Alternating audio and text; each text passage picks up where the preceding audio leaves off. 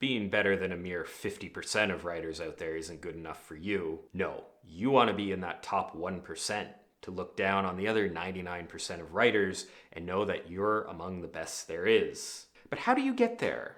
How do you rise above your peers to untold levels of literary excellence? Well, I have a straightforward 4-step plan that will get you there in as little as 20 to 30 years. You'll notice I didn't use the words easy or practical or realistic or feasible or desirable to describe this plan, but if you want to be the best, then those words have no place in your vocabulary. I also didn't mention the pitfalls of constantly comparing yourself to others and valuing being better than them above all else, but that's not what we're talking about today. Today, we're talking about maximizing your skills as a writer. For more advice that's not realistic to implement, please subscribe to my channel and be sure to comment down below. All right, step 1 of the plan to maximize your writing skills is to maximize your writing practice. There is nothing that will improve your skills as a writer better than actually practicing writing. Mastering all the nuances of the craft requires time and potentially millions of words of practice. To get the most out of it, you need to practice as much as possible, but also practice in a way that generates high quality results. Sure, you could write 20,000 words every single day. That's physically possible, but your mind runs out of energy way faster than your fingers do. You reach a point of diminishing returns where putting in more effort doesn't necessarily benefit you. To maximize your practice, you need to write the maximum amount of words every day that still allows you to produce good quality of writing before you hit that point of diminishing returns. That number is tricky to figure out, and it'll be different for different people, but different full-time writers quote numbers between 1,000 and maybe up to like 5,000 words a day. As I said, it's different for everybody. If you consistently write as much as you can mentally handle every day for 20 to 30 years, your skills will improve dramatically. But that alone is not enough. Step number 2 of the plan, maximize your lived experience. Unless your stories consist solely of characters spending every waking hour hunched over a Word document, you're going to need to experience something else. The best depictions of events come from people who have lived them. If you want your writing to really leap off the page, then you need to get out there and experience things IRL, as the kids say.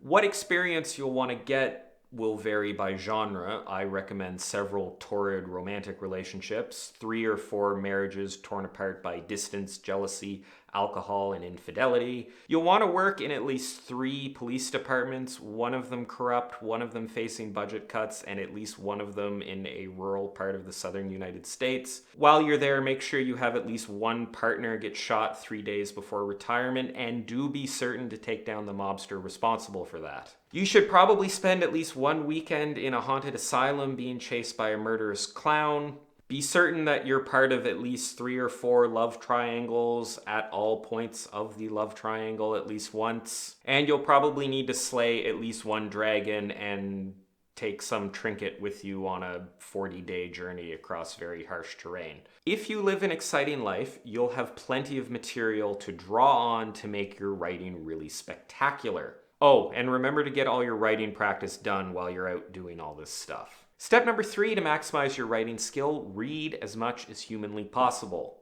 The best writers don't create new ideas. They steal from what's already been done. No, wait, I mean adapt. They adapt from what's already been done. The second best thing you can do to increase your writing skills is to read. Read everything that you can find. Novels in your genre, novels outside of your genre, the latest bestsellers, the classics, all of it. Read everything you can get your hands on.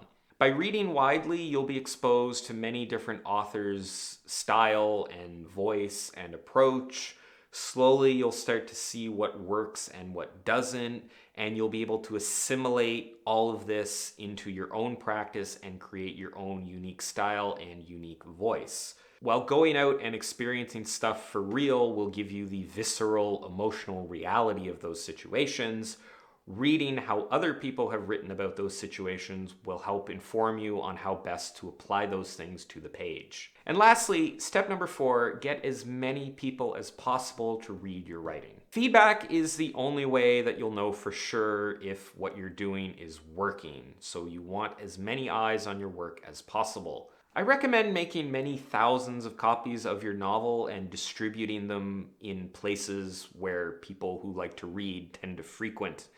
You'll probably want to wrap it in like a pretty picture, something eye-catching, so that people will be more likely to pick it up. I realize I've just described what publishing is. But seriously, everything you write needs to be reviewed by as many people as possible. They will give you feedback about what works and what doesn't, and you'll be able to take that feedback and apply it to your work to improve your practice. That's the important part. You need to take the feedback, change what you're doing in your writing so that you can improve. You also have to know what feedback will actually make you improve and what feedback will lead you astray, but you'll have lots of time to figure that out. Ultimately, to really assess your skill as a writer, you need to know what people think of your writing. And in order to know what people think of your writing, they need to read it. So there it is. You now have everything you need to become a massively skilled, massively successful writer. Please come back to this video in 30 years and leave a comment letting me know how it went. Thanks for watching, and I'll see you next time.